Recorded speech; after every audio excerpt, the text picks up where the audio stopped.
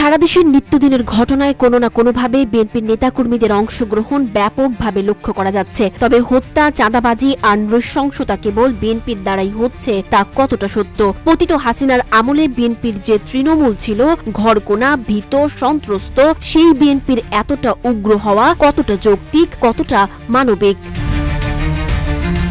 পুরান ঢাকার প্রাণকেন্দ্রে মিটফোর্ড হাসপাতালের সামনে দিবালোকে ভাঙাড়ি ব্যবসায়ীকে যেভাবে পিটিয়ে ও পাথর দিয়ে মাথা থেতলে হত্যা করা হয়েছে তা যেন মধ্যযুগীয় বর্বরতাকেও হার মানায়। এমন বিভৎসতা যেন কোনো সাইকো কিলিং মুভি দেখছেন। এই ঘটনাকে ঘিরে সারা দেশে নিন্দা, ক্ষোভ আর প্রতিবাদের ঝড় শুরু হয়।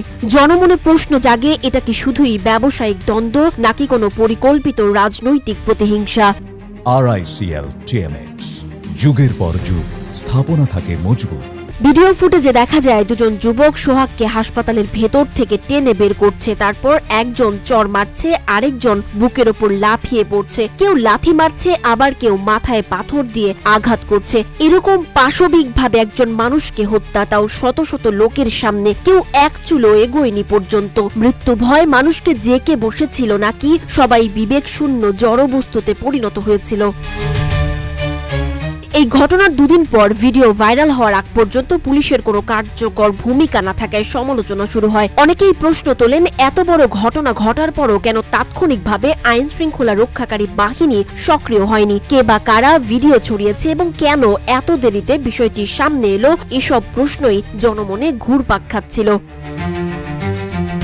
বিশ্লেষকরা বলছেন, ভিডিও ফুটেজে হত্যা পরবর্তী বর্বরতা, খুনের কৌশল, রাজনৈতিক সংশ্লিষ্টতা এবং ঘটনার পর গা ঢাকা দেয়া সন্দেহভাজনদের পরিচিতির ধরন সবকিছু মিলিয়ে এটি শুধু তাৎক্ষণিক প্রতিশোধ নয়, বরং পূর্ব পরিকল্পিত প্রতিহিংসা বলেই মনে হচ্ছে।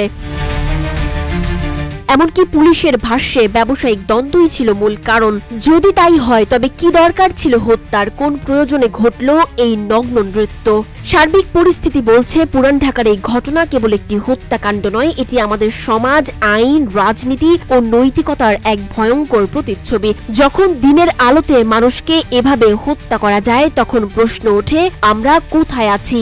আর কোনো রাজনৈতিক সাফাই চায় না জনগণ। প্রয়োজন নিরপেক্ষ তদন্ত, দ্রুত বিচার, সঠিক বিচার। কারণ আজ সোহাগ, কাল হয়তো আপনি, আমি কিংবা অন্য কেউ।